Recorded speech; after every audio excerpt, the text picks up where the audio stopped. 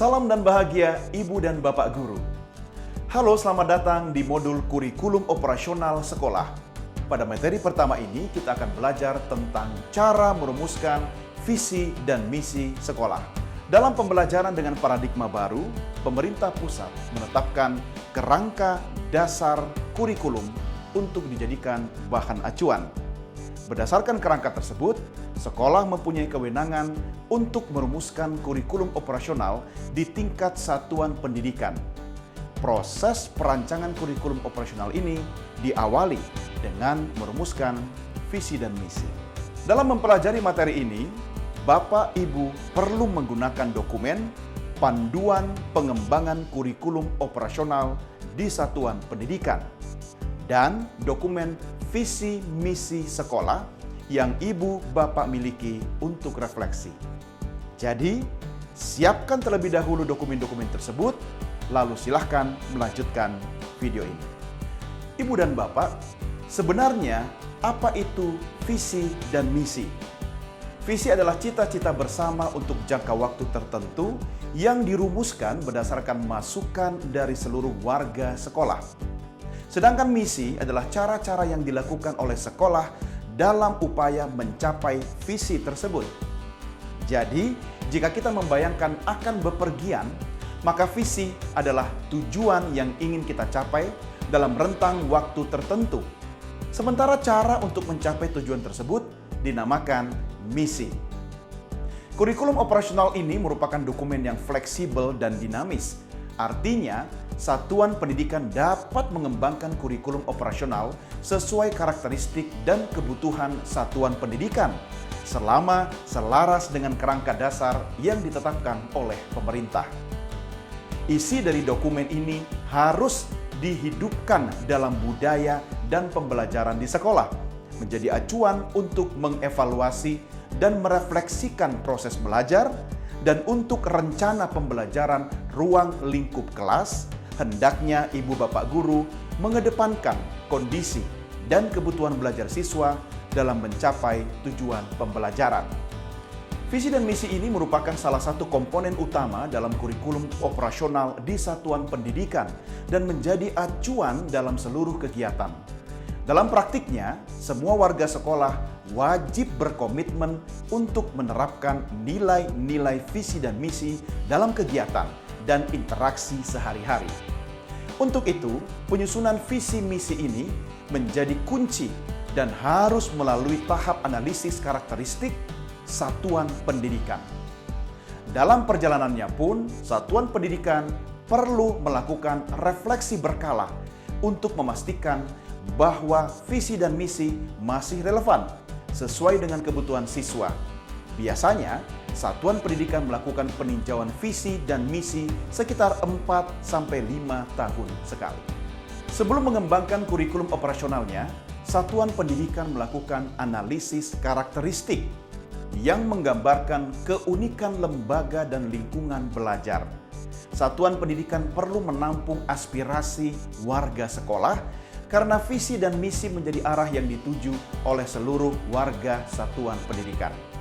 Untuk melakukan analisis lingkungan belajar, kita perlu memerhatikan pelibatan perwakilan warga satuan pendidikan, kepala sekolah, guru, murid, dan tenaga kependidikan. Penggunaan data-data yang diperoleh dari situasi nyata atau kondisi satuan pendidikan seperti kondisi alam, sosial budaya, sumber pendanaan, sistem dan kebijakan di daerah, kemitraan, dan informasi lain yang sesuai. Pengalokasian waktu yang cukup untuk pengumpulan, pengorganisasian, analisis, dan dokumentasi data.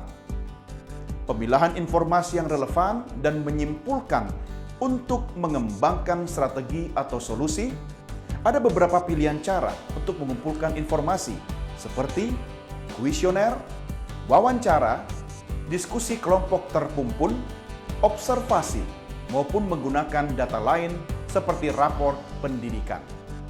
Setelah mendapatkan gambaran kebutuhan murid, guru, dan tenaga kependidikan, sarana dan prasarana, satuan pendidikan dapat mulai menyusun visi misinya.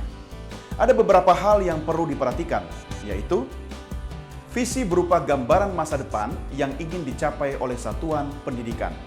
Rumuskan visi yang bersifat realistis, kredibel, dan atraktif.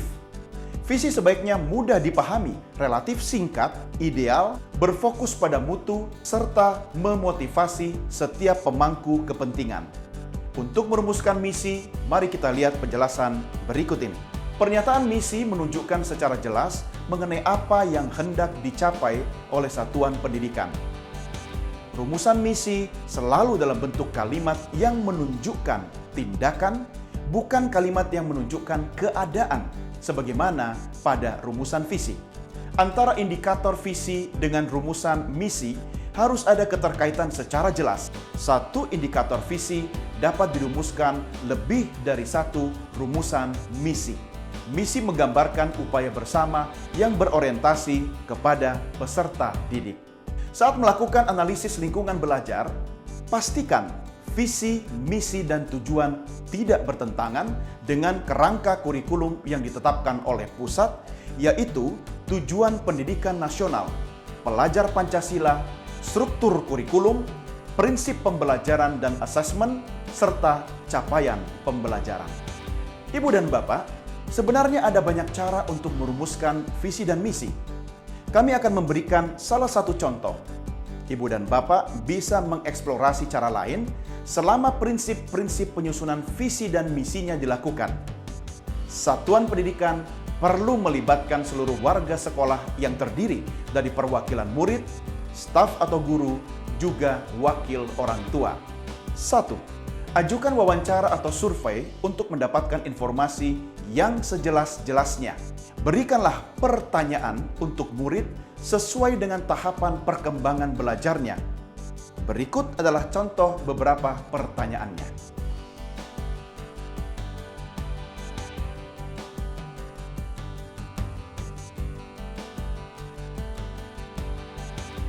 Dua, analisis jawaban wawancara dan cari keterkaitan satu dengan yang lain. Kumpulkan persamaan dan rumuskanlah dalam satu kalimat visi. Bagaimana dengan misi? Saat visi sudah dirumuskan, maka kita bisa mulai untuk merumuskan misi. 1. Temukan indikator-indikator dalam kalimat visi. 2. Mintalah beberapa kelompok perwakilan untuk membuat kalimat aksi sebanyak-banyaknya dari indikator. 3. Kumpulkan dan analisa semua kalimat aksi yang telah dibuat. 4. Rumuskanlah kalimat-kalimat aksi tersebut ke dalam kalimat sederhana, namun dengan cakupan yang lebih luas. Berikut adalah 2 contoh visi dan misi dengan konteks yang berbeda.